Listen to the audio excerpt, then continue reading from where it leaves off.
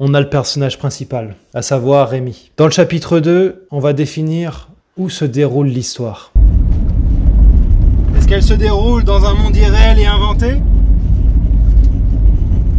Oui, comme dans les sagas d'Harry Potter ou de Star Wars, ou même Le Seigneur des Anneaux. Autrement dit, est-ce que Rémi peut parler aux animaux? Ou se déplacer à l'autre bout de la Terre en un claquement de doigts? Ou encore croiser des robots qui parlent? Non, je crois pas. Non mais je vois pas Rémi dans un monde futuriste avec des technologies inatteignables et je le vois pas non plus avec des habits du Moyen-Âge. Non, pas de cape, pas d'épée non plus. Rémi va être expulsé. Il habite donc dans un monde réaliste. Notre monde. Il habite dans un appartement ou dans une maison. Est-ce qu'on le met à la campagne? Au vert? À côté des champs ou d'une forêt? Il pourrait avoir un chien qu'on nommerait Bully, qui s'écrirait Bully ou Bully. Ouais, Bully, il écoute rien. Tu le rappelles, mais il ne revient pas. Allez, Bully, va chercher la balle. Va chercher, allez.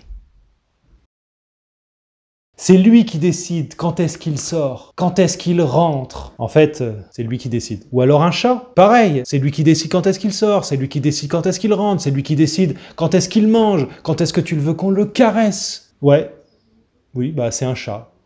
Puis il croiserait Gérard, le voisin d'à côté, tous les matins, criant à qui veut l'entendre « La commune est perdue !» parce qu'elle en fait rentrer des étrangers. La création d'un nouveau lotissement. Et puis, dans le centre du village, à la boulangerie, qui est au passage le dernier commerce du village, on le mettrait en garde contre Gérard, qui, soit dit en passant, aurait un petit problème psychiatrique. Gérard aurait un petit problème psychiatrique. Voilà, Rémi serait coincé entre les deux. Tout le monde se connaît à la campagne.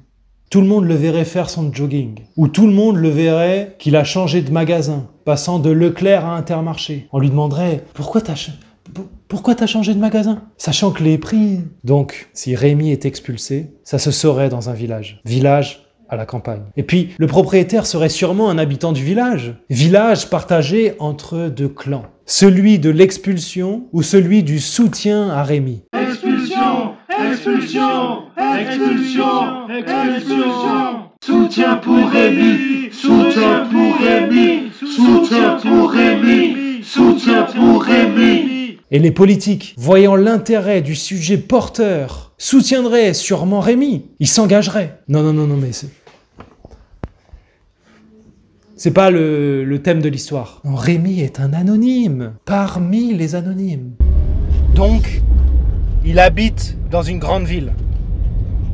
Une ville où les loyers sont élevés, comme si l'habiter était un privilège. Beaucoup de personnes souhaitent y vivre, sans pour autant y arriver. C'est vrai que le lieu de l'histoire est important. Oui, parce que ceux qui suivent l'histoire, ils peuvent s'y référer. Encore mieux si l'on fait mention des noms des rues. Et les gens peuvent y aller en pèlerinage. Mais le problème, c'est qu'on ne peut pas faire de description inventée. Celles qui sortent de notre imagination. Sinon, les critiques du style « Non, la rue, elle est pas comme ça, hein !» Ou « Mais ce commerce, il n'existe pas, hein !» Ou encore « Il n'y a pas de parc à cet endroit !» Voilà, ces critiques vont pleuvoir. Paris semble la ville idéale pour l'histoire. Alors, on ne croise jamais deux fois la même personne à Paris. Oui, ça sera Paris. Alors qu'il est allongé, sur son lit qui ne lui appartient même pas. Rémi ressasse ses pensées. L'aube est déjà là, à la fenêtre. Toujours à l'heure, celle-là. Sa lumière en fixe les règles. Mais qu'est-ce qui s'est passé pour en arriver à cette situation d'expulsion? Qu'est-ce qu'il a fait? Sortir de cet appartement. Sortir de cette spirale négative. L'espoir, le matin, et en est rempli. Et Rémi veut le saisir. Comment? Inconsciemment, l'image d'Hugo lui apparaît. Non, je veux pas le déranger. Rémi prend ses affaires et claque la porte de son appartement. Maintenant, la malchance liée à cet appartement est conjurée. Maintenant, il faut trouver de l'argent. Inconsciemment, l'image d'Hugo lui apparaît. Non, l'argent est... l'argent est destructeur d'amitié. Pourtant, un pied-à-terre est nécessaire. Au moins pour cette nuit. Au moins pour cette semaine. Bah oui, histoire de rebondir. Inconsciemment, l'image d'Hugo lui apparaît. Bon, ok.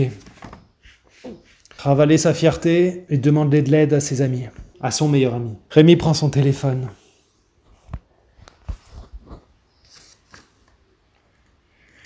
sélectionne Hugo dans son répertoire et il appuie sur le téléphone vert.